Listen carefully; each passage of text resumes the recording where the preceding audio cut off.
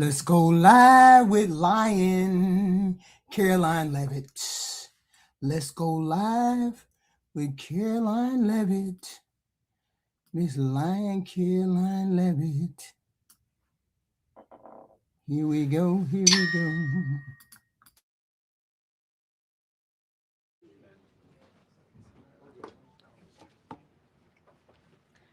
Good afternoon, everyone.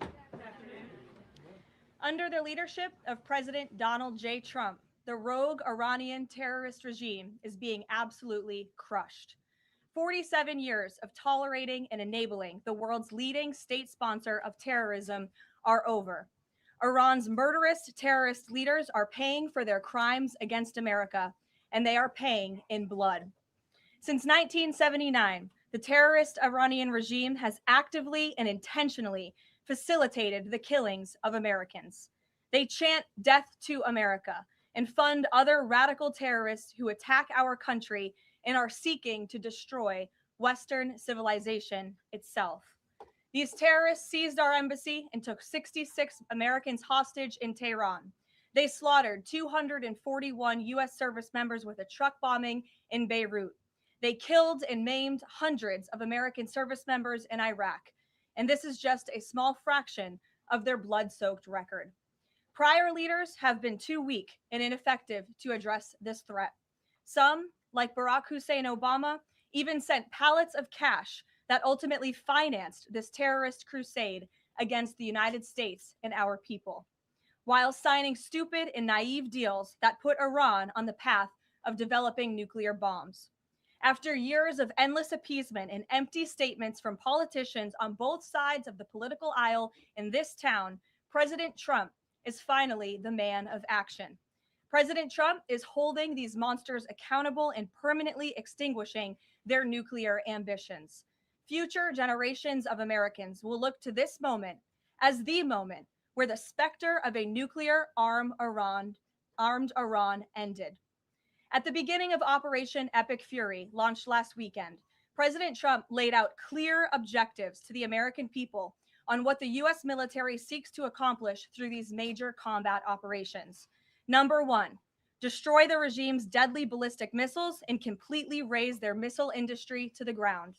Number two, annihilate the Iranian regime's navy. And so far, we have destroyed more than 20 Iranian ships, including their top submarine last night, using a torpedo for the first time since World War II. There is not a single Iranian ship underway in the Arabian Gulf, Strait of Hormuz, or the Gulf of Oman. Number three, Operation Epic Fury will ensure the regime's terrorist proxies in the region can no longer destabilize the region or the free world and attack our armed forces. And thus far, Iran's proxies are hardly putting up a fight. Number four, this mission will guarantee that Iran can never obtain a nuclear weapon. It's safe to say that thus far, Operation Epic Fury has been a resounding success. American forces have struck more than 2,000 targets, destroying hundreds and hundreds of ballistic missiles, launchers, and drones. As the Department of War said this morning, we expect to have complete and total dominance over Iranian airspace in the coming hours, clearing the skies for our brave warriors to continue achieving these noble and long sought after objectives. There's been a lot of misreporting and intellectual dishonesty from the American media on why President Trump decided to launch this operation. So let me remind you, Operation Midnight Hammer, which took place last June, obliterated Iran's 3 major nuclear sites. Yet the terrorist Iranian regime has remained fully committed to rebuilding its nuclear program. How do we know this? Because Iran has pursued this path of war and violence despite President Trump dispatching 2 of his top and most trusted negotiators to engage in exhaustive and good faith negotiations to try and reach a deal. And the world knows this president's preference is always peace and diplomacy first. Look no further than the 8 additional global conflicts he has ended in the past year as proof. Unfortunately, the terrorist Iranian regime refused to negotiate in good faith. They chose this path of violence and destruction, and they are reaping the consequences of their horrible decision. The regime did what they always have done. They lied, they delayed, they tried to string the United in this country to rapidly and aggressively produce American made weapons because they are the best in the world. And the president always likes to get things done as quickly as possible. And so he's been quite vocal in his efforts to try to speed up our defense industry to protect our homeland. Karoline, can you Go ahead. Karoline, could you tell us about the president's current thinking about ground troops and whether they could be used if they were to be sent into Iran? What would they be used for? What's the situation of that? Well, they're not part of the plan for this operation at this time, but I certainly will never take away military options on behalf of the President of the United States or the Commander in Chief, and he wisely does not do the same for himself. I know there's many leaders in the past who like to take options off of the table without having a full understanding of how things could develop. So again, it's not part of the current plan, but I'm not going to remove an option for the President that is on the table. Sean. Did the United States airstrike a girls' elementary school and kill 175 people? Not that we know of, Sean, and the Department of War is investigating this matter. And I would just tell you very strongly, the United States of America does not target civilians, unlike the rogue Iranian regime that targets civilians, that kills children, that has killed thousands of their own people in the past several weeks, and uses propaganda quite effectively. And unfortunately, many people in this room have fallen for that propaganda. So I would caution you from pointing the finger at the United States of America when it comes to targeting civilians, because that's not something that these armed forces do. Reagan. Thanks, Caroline. Prior to the Iran conflict, the SAVE Act was really the focus of the news cycle. Is the SAVE Act still a priority for the administration? Absolutely. Could you just provide an update on the administration's talks with Congress to get the SAVE Act through? SAVE Act is absolutely still a priority for this president and the administration. The focus, of course, of much of the president's time right now is on ensuring the success of Operation Epic Fury, but the president can walk and chew gum at the same time, and he's very much continuing to focus on the issues that matter here at home for the American people, including the passage of the SAVE Act, including on bringing down the cost of living, which is why you'll see the president in about an hour and a half at the Ratepayer Protection Pledge Roundtable, where he will be sitting with big tech companies, with AI companies who are building in communities across the country and have pledged to pick up the cost of the electricity tab in these small towns and communities across the country, which is a great thing for American consumers. So you'll be hearing from the president directly on this very important domestic agenda item later this afternoon. And it's something that he mentioned in his State of Union address. So check it off the list as another promise made and kept by this president. Sure, go ahead. Thanks, Caroline. I just wanted to get back to Danny's question. So those four objectives that you read out do not explicitly include regime change. If those objectives were achieved and the Islamic Republic still existed, would that be an acceptable outcome? It's a hypothetical question that I'm not going to engage in. Again, right now, the president and the commander-in-chief are focused on executing the success of Operation Epic Fury, which we are already doing so in a very tremendous and impressionable way. Stephen. Thank you, Caroline. Two questions. The Trump administration reportedly is considering arming Kurdish forces in the hopes of inspiring a popular uprising in Iran. Could you comment on that report? I could comment on the fact that the president has held many calls with partners, allies, and leaders in the region, in the Middle East. He did speak to Kurdish leaders with respect to our base that we have in northern Iraq. But as for any report suggesting that the president has agreed to any such plan is completely false and should not be written. President Trump was saying yesterday that he is okay with someone from within taking over in Iran. He spoke about how Venezuela he saw as a successful model where Delcy Rodriguez took over and had a better relationship. Iran's President Pezeshkian, he took office in 2024 as a relative reformer. He's part of a three-man council now replacing the Supreme Leader. Does President Trump see him as a potential successor who is more pliable? Again, that's another hypothetical, and I haven't spoken to the president about this specific individual, so I don't want to get ahead of him on any assessments that should be made. Thank you. Yesterday, the president acknowledged that oil prices will be a bit high. As for gas prices here in the U.S., what is the admin doing right now to counter that? I mean, should they skyrocket? Is there a plan to help Americans right now with those higher gas prices? And then a second question. On the rash that was on the president's neck, the White House physician said it was a preventative skin cream that he was using. But why is the president using this cream? What are they trying to prevent with this cream?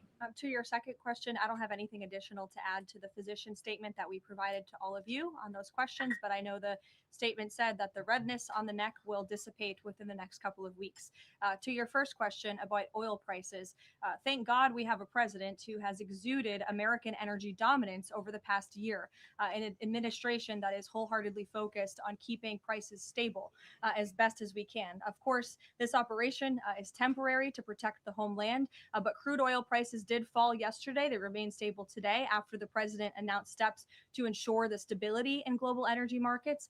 Again, those include the DEC offering reasonably priced political risk insurance and the potential for the U.S. Navy to provide protection for the flow of energy through the through the Strait of Hormuz. It is the president's belief and his economic team's belief that the economy continues to be very strong. It's robust and will be able to weather any of the temporary impacts of Operation Epic Fury. John. Thanks a lot, Caroline.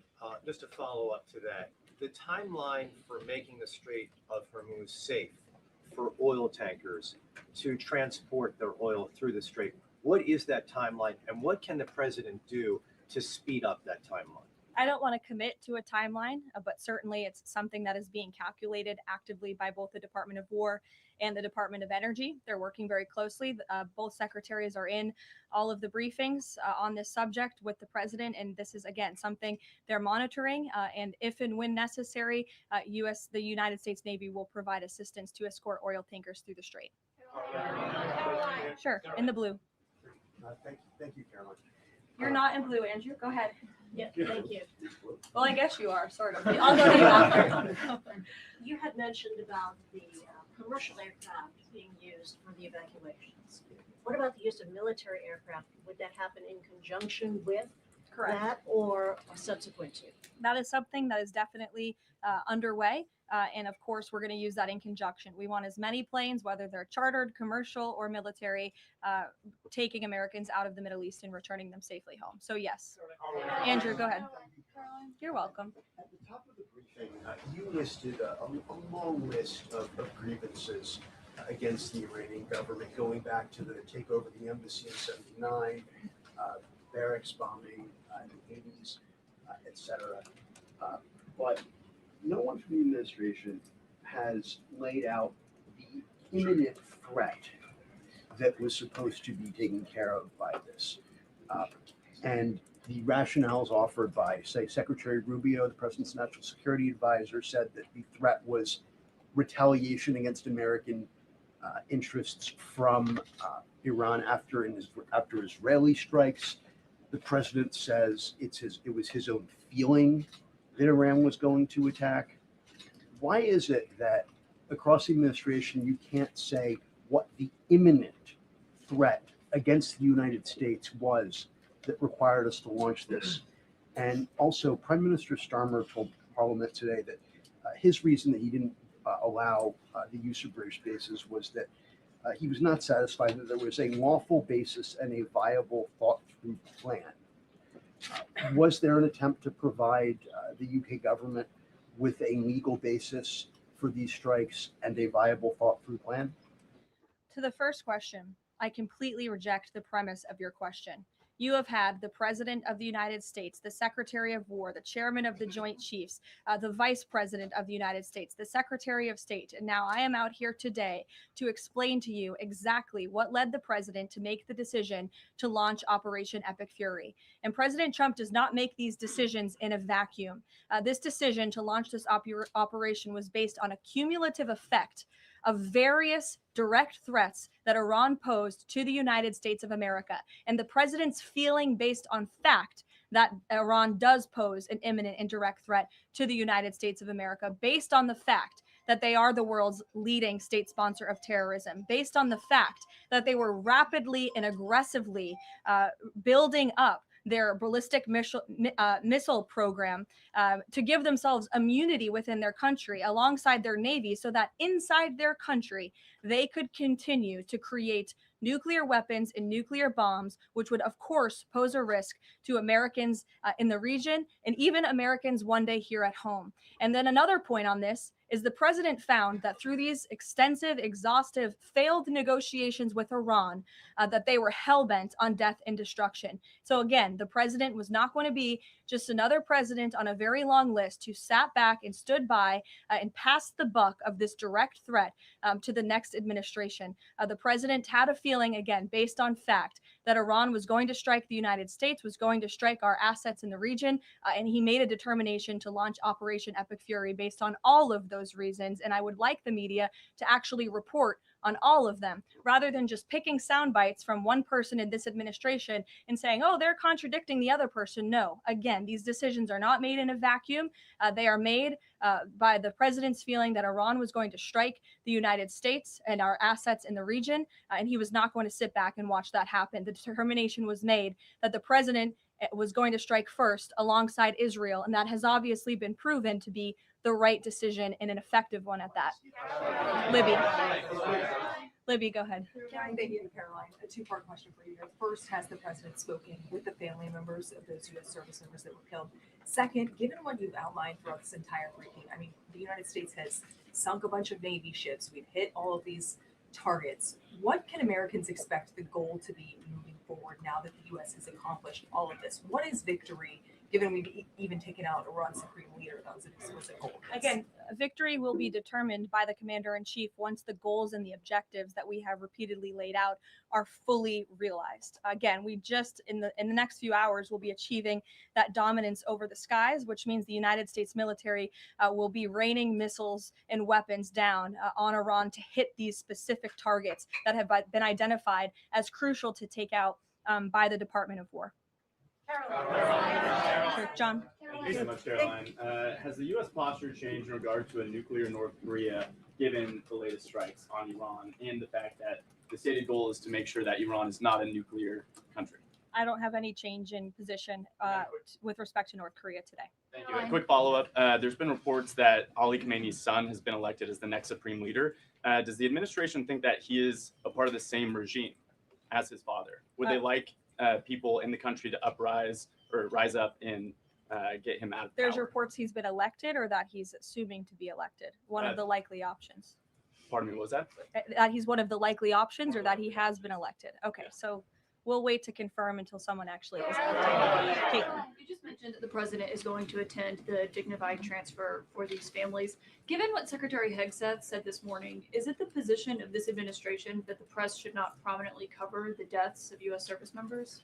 No, it's the position of this administration that the press in this room and the press across the country should accurately report on the success of Operation Epic Fury and the damage it is doing to the rogue Iranian regime that has threatened the lives of every single American in this room. If the Iranian regime had their choice, they would kill every single person in this room. And so we can all be very grateful that we have an administration and that we have men and women in our armed forces who are willing to sacrifice their own lives for the rest of us in this room and for every American across the country and for every troop that is based in the Middle East. That's what these... Secretary Hegseth was complaining that it was front page news about these 6 service members who were killed. That's not what the secretary said, Caitlin, and that's not what the secretary meant, and you know it. You know you are being disingenuous. There is not... We've never had a Secretary of Defense. Who cares more? Get through or tragic things happen. It's front page news. I get it. The press only wants to make the president look bad. Yeah, as you know, we cover the deaths of U.S. service members under every president. The press does only want to make the president look bad. That's a fact. Especially you. No, listen to me. Especially you and especially CNN. And the Secretary of Defense cares deeply about our war fighters and our men and women in uniform. He travels all across this country to meet with them, to connect with them, and your network has hardly ever probably reported on that. You also had the chairman of the Joint Chiefs, Chairman Kane, who's a brave patriot, standing alongside the secretary at the Pentagon this morning, again expressing his condolences to these families. And I just told you that the President of the United States will be attending their dignified transfer. So please, that's not making the president look bad. That's showcasing that. We expect you to cover that as you should. We expect you to cover that as you should, Caitlin. But you and your network know that you take every single thing this administration says and tries to use it to make the president look bad. That is an objectable fact. I don't think covering troop deaths is trying to make. If you're trying to argue right now that CNN's overwhelming coverage is not negative of President Donald Trump, I think the American people would tend to agree, and your ratings would tend to disagree with that as well. Go ahead. Thank you so much. On the school Sure. strike, back to that for a minute. I understand that the U.S. does not target civilian infrastructure. That's what you said. Can you say that there's any evidence right now that it was not a U.S. strike? And then also, you didn't mention Israel in that. Is there any assessment about Israel's potential likely role in that, if at all? Again, the Department of War is currently investigating this matter, but again, I will reaffirm that the Department of War and the United States Armed Forces do not target civilians, as does the Iranian regime, who kill and execute their own people. Christian. Two separate issues, Caroline. First, what can you tell us about the military operation in Ecuador? And then secondly, is the president considering invoking the Defense Production Act to boost munition stockpiles while we are in this conflict? It's not something I've heard the president consider, but as you know, the president has been in a pretty direct correspondence and public correspondence with defense contractors, asking them to aggressively speed up their manufacturing of American-made weapons, which again are the best in the world. With respect to Ecuador, I would point you back to the statement released by the U.S. Southern Command. On March 3rd, Ecuadorian and U.S. military forces launched operations against designated terrorist organizations. These operations are a powerful example of the commitment of partners in Latin America and the Caribbean to combat the scourge of narco-terrorism. And together, we are taking decisive action to confront narco-terrorists who have long inflicted terror, violence, and corruption on citizens throughout the hemisphere. And with on that, I would also add that this weekend, I'm pleased to announce the president will welcome the heads of state from 12 nations across our Western Hemisphere in Miami, Florida on Saturday. The point of this newfound Latin America summit is to promote freedom, security, and prosperity in our region. The following countries will be in attendance: Argentina, Bolivia, Chile, Costa Rica, the Dominican Republic, Ecuador, El Salvador, Honduras, Panama, Paraguay, Trinidad and Tobago, and maybe some others as well. And the president will be speaking with the leaders of this country who have really formed a historic coalition to work together to address criminal narco-terrorist gangs and cartels and counter illegal and mass migration into not only the United States, but the Western Hemisphere, which remains a key and top priority of this president. Thank you very much, everyone. And you'll see the president yourselves in an hour. Thank you, Caroline.